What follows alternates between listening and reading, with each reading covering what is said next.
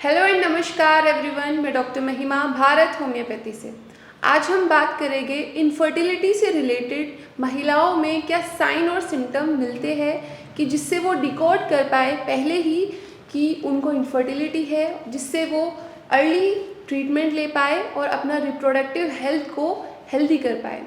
तो मैं आपको कुछ 5 या 6 साइन और सिम्टम बताऊंगी जो इनफर्टिलिटी के केसेस में महिलाओं में दिखते हैं। एक ह्यूमन की जो बॉडी होती है वो बहुत सारे साइन एंड सिम्टम देती है जो कि डिज़ीज़ को बताती है कि उसके अंदर क्या डिज़ीज़ चल रही होती है। ह्यूमंस, हम इंसान उसको इग्नोर करते रहते हैं, बट अगर हम उसको पहले ही, अब जो बॉडी साइन और सिम्टम दे रही है उसको पहले ही डिकोड कर ले और जल्दी से उसका ट्रीटमेंट ले ले तो हम ज़्यादा हेल्दी रह सकते हैं। ऐसे ही इनफर्टिलिटी के केसेस में फीमेल की बॉडी कुछ साइन और सिम्टम दे रही होती है जिसको इग्नोर करते रहते हैं और डिकोड नहीं कर पाते, इसकी वजह से इनफर्टिलिटी हो जाती है।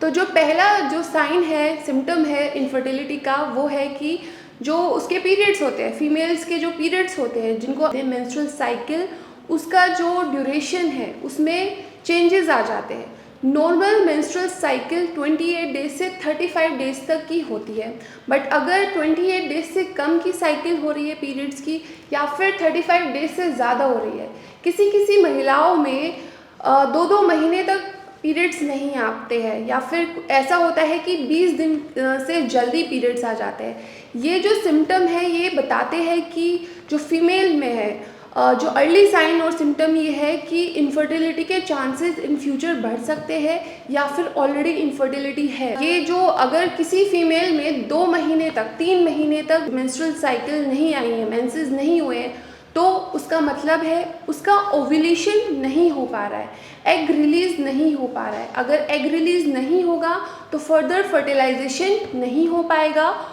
तो इसलिए अगर किसी महिला में जो साइकिल है या तो वो बहुत लंबी हो गई है या फिर बहुत छोटी हो गई है, तो उसका इलाज बहुत ज़रूरी है क्योंकि वो ओव्यूलेशन उनका नहीं हो पा रहा है। अब बात करते हैं दूसरा सिम्टम जो इनफर्टिलिटी में देखा जाता है। दूसरा सिम्टम भी पीरियड से ही रिलेटेड है। अगर किसी फीमेल में हैवी ब्लीडिंग होती है, जो है ब्लीडिंग है, जो नॉर्मल क्वांटिटी का जो ब्लड होता है उससे ज़्यादा हैवी ब्लीडिंग होती है और बहुत लंबे टाइम तक होती है, जो पीरियड्स की जो ड्यूरेशन होती है वो 3 to 5 डेज होती है ब्लीडिंग होने की। बट अगर किसी महिला में 1 से 2 दिन ब्लीडिंग हो रही है और बहुत ही कम मात्रा में ब्लीडिंग हो रही है, या फिर किसी महिला में 5 दिन से ज़्यादा, 7 दिन, 8 दिन, 10 दिन ब्लीडिंग हो रही है और बहुत हैवी हो रही है, तो ये भी बताता है, ये भी सिम्टम है कि इनफर्टिलिटी के चांसेस हो सकते हैं, क्योंकि ये ओव्यूलेशन आपकी जो यूट्रस है उसकी हेल्थ को बता रहा है कि वो हेल्दी नहीं है, उसके अंदर कुछ ऐसे चेंजेस आ गए हैं जिसकी वजह से जो ब्लीडिंग है उसका पैटर्न चेंज हो गया है। अब थर्ड जो सिम्टम है वो है कि अगर ब्लीडिंग बहुत पेनफुल है, अगर आपको मेंस्ट्रुअल साइकिल के टाइम पर बहुत ज़्यादा पेन हो रहा है, तो वो आपको बताता है, ये सिम्टम है, बहुत बड़ा सिम्टम है कि आपके यूट्रस में या फिर रिप्रोडक्टिव हेल्थ आपकी अच्छी नहीं है। या तो आपको एंडोमेट्रियोसिस हो सकता है या फिर आपको फाइब्रॉइड्स हो सकते हैं। फाइब्रॉइड्स के केसेस में बहुत ज़्यादा पेनफुल ब्लीडिंग होती है, जो मेंस्ट्रुअल साइकिल होती है फीमेल को बहुत डिस्कम्फर्ट होते हैं, बहुत पेन से उसको सफ़र करना पड़ता है। फोर्थ जो सिम्टम है वो है कि अगर किसी फीमेल को बहुत ज़्यादा लिकोरिया हो रहा है, वाइट डिस्चार्ज हो रहा है जिसमें बहुत स्मेल आ रही है, या फिर वो बहुत ज़्यादा थिक है या फिर उसकी क्वांटिटी बहुत ज़्यादा है, ये सिम्टम बताता है कि यूट्रस में या फिर फीमेल के रिप्रोडक्टिव ऑर्गन्स में कुछ इन्फेक्शन है, कुछ कॉजेज़ है जिसकी वजह से ये एबनॉर्मल डिस्चार्ज उसकी रिप्रोडक्टिव ऑर्गन से हो रहा है। तो ये भी एक बहुत बड़ा सिम्टम है कि जो बता रहा है कि इनफर्टिलिटी हो सकती है। तो अगर एबनॉर्मल डिस्चार्ज हो रहा है, जो कि नॉर्मल डिस्चार्ज होता है वाइट पानी जैसा वाइट कलर का डिस्चार्ज होता है, वो ओव्यूलेशन के टाइम पर होता है। अगर इससे अलग हटके आपको डिस्चार्ज हो रहा है तो ये एबनॉर्मल होगा। तो इसको ध्यान दीजिए, इसको इग्नोर नहीं कीजिए। अगर कोई इन्फेक्शन है, अगर आपको बार बार यूटीआई इन्फेक्शन भी हो रहा है, आपके यूरिन में बर्निंग सेंसेशन भी आपको फील हो रही है, तो उसको भी इग्नोर मत कीजिए। ये भी इनफर्टिलिटी की तरफ आपको ले जा सकता है। पांचवा जो सिम्टम है वो है कि अगर किसी फीमेल की ट्यूब्स, फेलोपियन ट्यूब्स ब्लॉक्ड है, तो उसमें कोई सिम्टम नहीं आते हैं, बट अगर अल्ट्रासाउंड कराया जाता है तो मालूम चलता है कि फीमेल की जो फेलोपियन ट्यूब्स है वो ब्लॉक्ड है। एक ट्यूब भी ब्लॉक हो सकती है, दोनों ट्यूब भी ब्लॉक हो सकती है।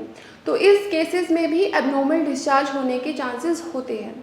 अगर फेलोपियन ट्यूब्स भी ब्लॉक है तो इसका भी आपको, ये भी आपका एक बहुत बड़ा साइन है कि इनफर्टिलिटी आपको क्यों हुई है, क्योंकि एग रिलीज़ नहीं हो पाएंगे। एग रिलीज़ नहीं होगा तो फर्टिलाइजेशन नहीं हो पाएगा। तो ये जो साइन और सिम्टम मैंने आज आपको बताए हैं, अगर आपको इनमें से एक सिम्टम या एक से ज़्यादा सिम्टम नज़र आ रहे हैं तो इसको बिल्कुल इग्नोर नहीं कीजिए। आप जल्दी से डॉक्टर से कंसल्ट कीजिए, क्योंकि अगर अर्ली स्टेज पर ये सिम्टम्स को, अगर आपकी मेंस्ट्रुअल साइकिल से रिलेटेड ये बीमारियों को, ये सिम्टम को ठीक किया गया तो इनफर्टिलिटी के चांसेस कम हो जाते हैं और आप जल्दी से कंसीव कर पाते हैं।